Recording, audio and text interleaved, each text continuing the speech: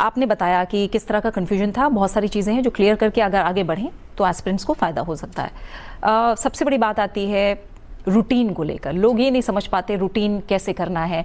कई बार बात आती है कि 10 घंटे, 12 घंटे, 15 घंटे, घंटों में जोड़ दिया जाता है। कौन सी ऐसी चीज़ें हैं जो दिमाग में रखकर तैयारी को शुरू करना है आपके हिसाब से? अगर आवर्स की बात करें, मुझे नहीं लगता आवर्स उतने ज़्यादा इंपॉर्टेंट है जितना ज़्यादा इंपॉर्टेंट है वो क्वालिटी स्टडी टाइम। ठीक है, तो मैंने कभी ऐसा नहीं रूटीन रखा कि इतने बजे उठना है या इतने बजे सो जाना है। मेरा ये एक चीज़ होती थी कि लाइक एक दिन में मुझे 4 चीज़ें करनी है। पहला है करंट अफेयर्स, जिसके लिए मैं न्यूज़पेपर फॉलो करती थी। सेकेंड है जीएस पढ़ना है, वो मेन्स और prelims oriented. Third option optional का एक स्लॉट होता था जिसमें मुझे अपना ऑप्शनल करना है। और फोर्थ स्लॉट मैंने हमेशा से प्रैक्टिस का रखा है। अगर प्रीलिम्स आ रहा है तो उस वक्त मैं एमसीक्यू सॉल्व कर रही हूँ, मेंस आ रहा है तो उस वक्त मैं उस दौरान मैं आंसर राइटिंग करती थी। तो ये 4 चीज़ें बैलेंस थी जो एक दिन में प्रॉपर होनी चाहिए थी। कभी 8 घंटे पढ़ाई हुई है, कभी 10 घंटे पढ़ाई हुई है। एग्जाम के पास तो 12 घंटे भी मैंने पढ़ाई करी है।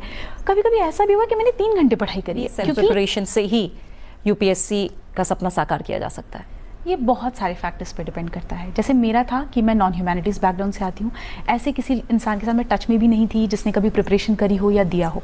तो मेरे लिए टोटली न्यू फील्ड था।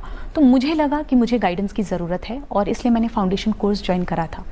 बात अगर मैं कहूँ कि ज़रूरी है या नहीं, तो वही अब ये डिपेंड करता है। अगर आपका बैकग्राउंड है सब्जेक्ट में तो आई थिंक सेल्फ स्टडी से भी हो जाता है। अगर आपको कोई गाइडेंस देने वाला है, थोड़ी बहुत अगर कहीं आप फंस रहे हो, आपको कोई समझाने वाला है, तो आई थिंक इस केस में बिना कोचिंग के भी चीज़ें लाइक सॉल्व हो सकती हैं। स्पेसिफिकली कोविड के बाद अगर देखा जाए, बहुत से फ्री ऑनलाइन रिसोर्सेज अवेलेबल हैं यूट्यूब वगैरह पे, जहाँ पे बहुत सारे चैनल्स हैं जो फ्रीली पढ़ा रहे हैं। बट फिर अब वहाँ पे एक इशू आ जाता है क्रेडिबिलिटी का, बिकॉज चैनल्स कैसे हैं, क्या जो पढ़ा रहे हैं उनके पास वो रिक्वायर्ड नॉलेज है या नहीं है।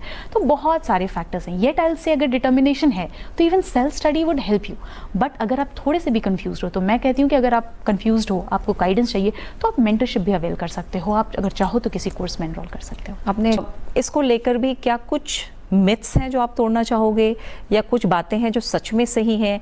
क्या ह्यूमैनिटीज़ लेकर लोग ज़्यादा आसानी से सफलता प्राप्त कर सकते हैं, या फिर ज़्यादा मेहनत करनी पड़ती है? क्या ऐसी बातें हैं जो आप बताना चाहोगे, आप तोड़ना चाहोगे, या कुछ बातें हैं जो सच में सही हैं?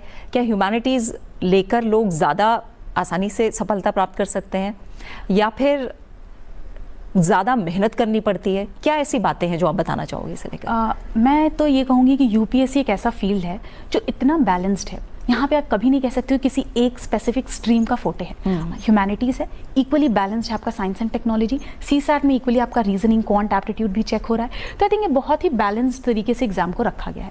मैंने जो साइंस से ह्यूमैनिटीज़ का स्विच था वो इसीलिए इनिशियली मुझे थोड़ा कन्फ्यूजिंग लगा। बट अगर बात करें लाइक ऑप्शनल में भी मैंने ह्यूमैनिटीज़ सब्जेक्ट ही लिया। इसके भी कुछ अपने कारण थे। फर्स्ट, आई थिंक ऑप्शनल एक ऐसा सब्जेक्ट है जिसके साथ आप मैक्सिमम टाइम अपना प्रिपरेशन का स्पेंड करते हो। तो ज़रूरी है कि वो सब्जेक्ट आपको इंटरेस्टिंग लगे, क्योंकि आपको बहुत ज़्यादा टाइम देना है। तो मैंने इनिशियली तो सोचा था कि कोई बायो स्ट्रीम से रिलेटेड हो तो ऐसा कोई ऑप्शन मैं लूँगी, बट उसमें मुझे इंटरेस्ट नहीं आया। मे बी ये था कि मैंने पिछले 5-10 सालों में इतना साइंस पढ़ लिया था। गोल्ड मेडलिस्ट होने के बाद आपने उसको चेंज करा ऑप्शनल सब्जेक्ट को? जी, बिकॉज एक्चुअली जो प्रॉपर लाइफ साइंस का सब्जेक्ट है बायोकेमिस्ट्री, वो यहाँ नहीं था ऑप्शन के लिए। एंथ्रोपोलॉजी था जिसके कुछ यूनिट्स थे, बट बाकी इनिशियली जब मैंने देखा तो उतना मुझे इंटरेस्टिंग नहीं लगा। But political science and international relation, मैं आज भी कहती हूँ कि ये एक ऐसा सब्जेक्ट है जिसने मुझे लास्ट अटेम्प्ट में आई थिंक लिस्ट के बाहर रखा, और ये इस अटेम्प्ट में आई थिंक वही सब्जेक्ट है जो मुझे आगे लेकर गया। बिकॉज द थिंग इज़ कि मैंने इतना इंटरेस्टिंग था कि मैं इफ़ आज क्या पूरा दिन PSIR पढ़ो, मैं पूरे दिन पढ़ सकती हूँ। तो इंटरेस्ट एक फैक्टर होता है that you have to take into account. तो वो एक ज़रूरी चीज़ थी जिसकी वजह से मैंने ह्यूमैनिटीज़ का ऑप्शन ऑप्ट किया था। ठीक है शक्ति, इसके बाद मैं चाहूँगी अगर आप थोड़े से और टिप्स दे पाएँ, जो भी ये 5 अटेम्प्ट की जर्नी रही है, क्या करना है, क्या नहीं करना है? अगर आई थिंक इस एग्ज़ाम में क्या करना है ये सब बता रहे हैं, क्या नहीं करना है कुछ चीज़ें हैं जो बहुत इंपॉर्टेंट है।